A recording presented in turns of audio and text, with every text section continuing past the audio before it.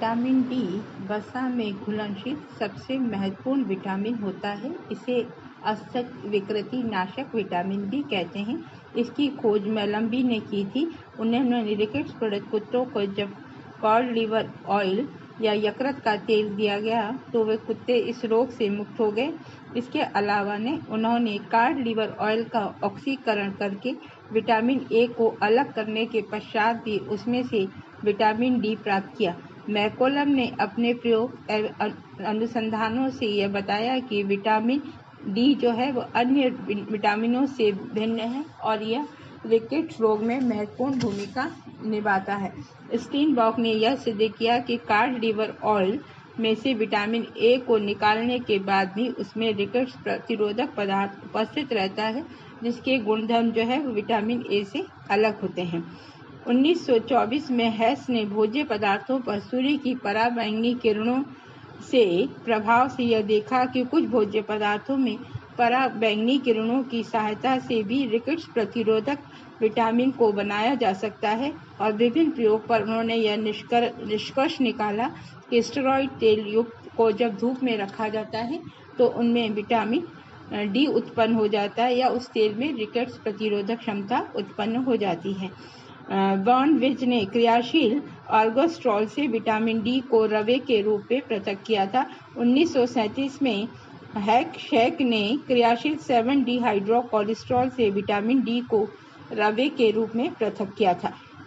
Vitamin D rickets प्रतिरोधक पदार्थ तथा स्टेरॉइड्स यौगिक इन दोनों में ही विटामिन डी दो प्रकार से उपस्थित रहता है। विटामिन डी2 या पेड़ पौधों में पाया जाता है। इसे अर्गोस्टेरॉल या प्रोविटामिन डी भी कहते हैं।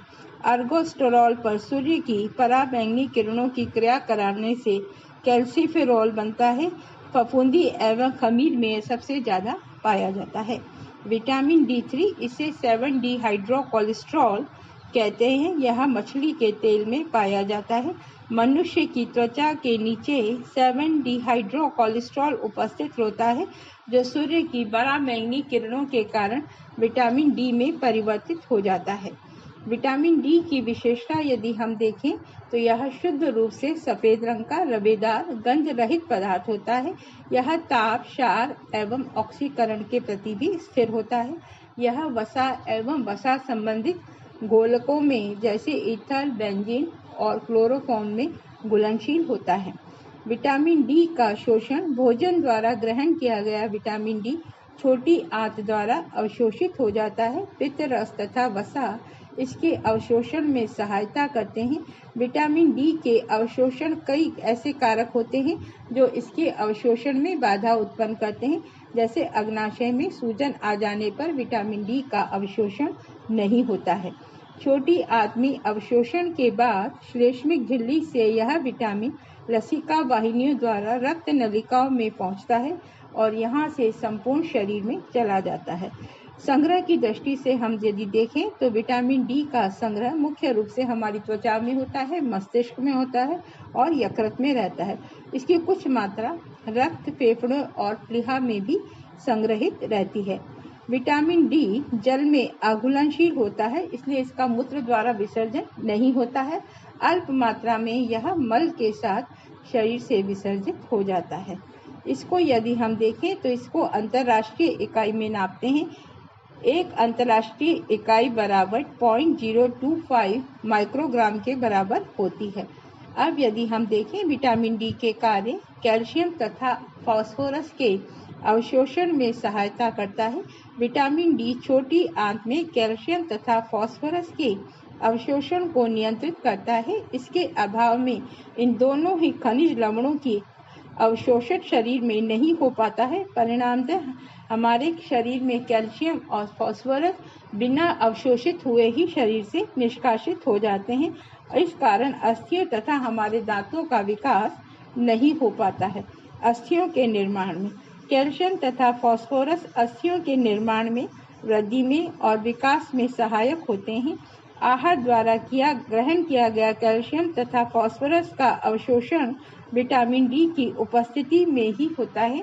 विटामिन डी गुर्दों से फॉस्फेट को पुनः अवशोषित करके अस्थियों में कार्बनिक फास्फोरस को अकार्बनिक फॉस्फेट में बदल देता है। अस्थियों में वृद्धि, विकास तथा भरण पोषण के लिए यह अति आवश्यक होता है, परंतु विटामिन डी के अभाव में हड्डियों में कैल्शियम फॉस्फेट का जमाव ठीक प्रकार से नहीं हो पाता, जिससे हमारी हड्डियां कमजोर होने लगती हैं।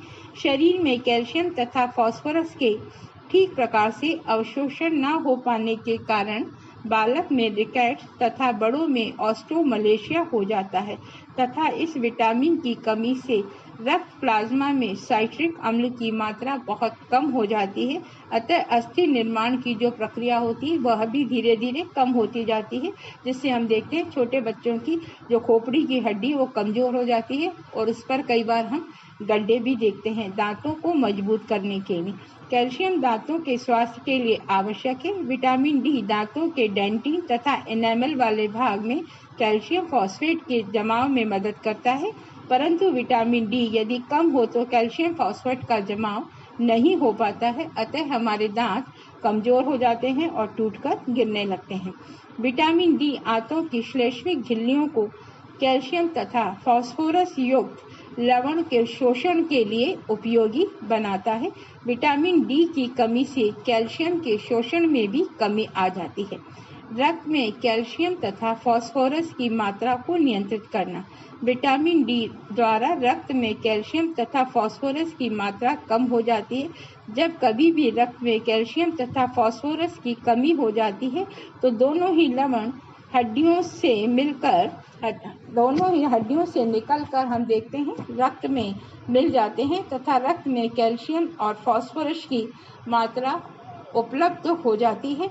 इस तरह रक्त में कैल्शियम और फास्फोरस का स्तर हम देखते हैं कि बना रहता है, परंतु विटामिन डी के अभाव में कैल्शियम तथा फास्फोरस अधिक मात्रा में अस्थियों से निकल जाते हैं, जिससे हड्डी में इनकी कमी तथा रक्त में अधिकता हो जाती है। अतः जहाँ तक संभव हो भोजन में विटामिन डी पर्याप्त मात्रा में लेना चाहिए। विटामिन डी रक्त प्लाज्मा में उपस्थित एंजाइम एल्कलाइन फॉस्फेटेज की मात्रा को भी नियंत्रित और नियमित करते हैं। इस एंजाइम का अस्थियों के भरण पोषण में, अंतःस्थल के निर्माण में भी उपयोगी होता है। शारीरिक वृद्धि हेतु विटामिन डी शारीरिक वृद्धि एवं विकास में महत्वपूर्ण योगदान देता है। इसकी कमी से कैल्शियम एवं फास्फोरस का सही ढंग से अवशोषण नहीं हो पाता है, अतः शारीरिक वृद्धि हमारी जो है वो देखने में आती है कि रुक जाती है।